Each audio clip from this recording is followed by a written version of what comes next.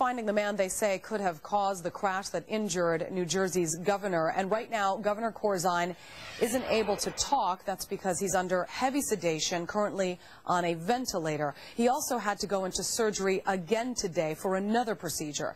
Laura Ingle is standing by live outside the hospital in Camden, New Jersey.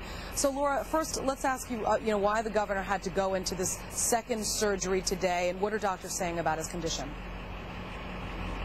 Hi, Julie. Well, the doctors had to actually reopen the governor's leg today, and as we know, that is one of the more serious parts of his injuries. There is a long list of injuries that he has sustained. A broken femur is one of them. He has broken that bone in 2 different places, and the femur bone actually going through and puncturing the skin.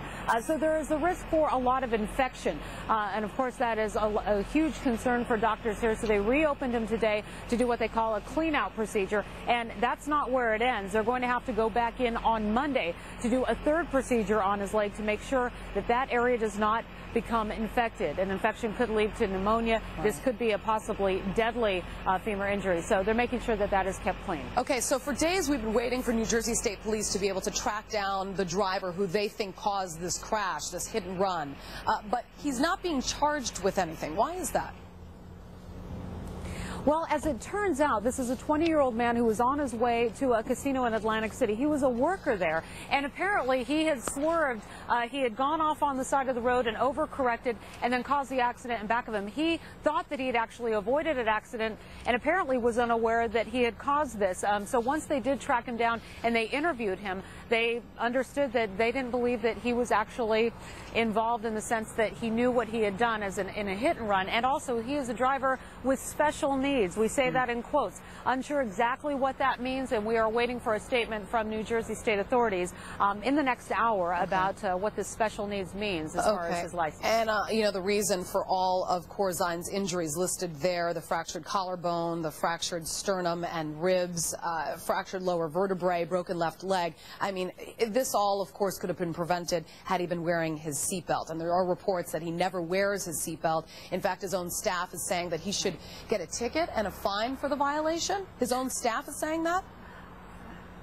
I know. I mean, some pretty harsh words coming from his own staff. You're right, saying that not only should he get a ticket, that he should suffer the state fine, which is only $46, but making the point that it is a state violation to not be wearing your seatbelt while being the passenger in a front seat of a vehicle. Now, he has repeatedly, apparently, from what we've heard, not worn a seatbelt in the past. We have not been able to confirm that he wasn't wearing his seatbelt in this crash, but it appears as though he wasn't. And all of this is kind of insult to injury because the state is getting ready to launch this big Buckle Up campaign coming up in the next month to remind people how serious the New Jersey state law is about keeping your seatbelt fastened. So once he comes to and he's able to talk, maybe he'll be able to explain to us why he wasn't wearing a seatbelt, if that is indeed the case. All right. Laura Ingle live in Camden, New Jersey. Thank you so much, Laura.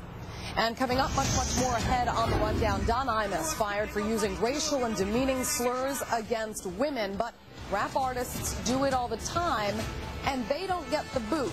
So is there a double standard? We're going to talk about it, plus we're going to take your phone calls live. A frisky principal caught on tape doing more than paperwork with fellow teachers. Outraged parents now demanding he get busy in jail. The story coming up. And hold on, it's going to be a bumpy ride. A powerful storm lashing out at much of the United States. A tornado watch right now for parts of Alabama and Mississippi and the Florida Panhandle. What you need to do on the lookout ahead.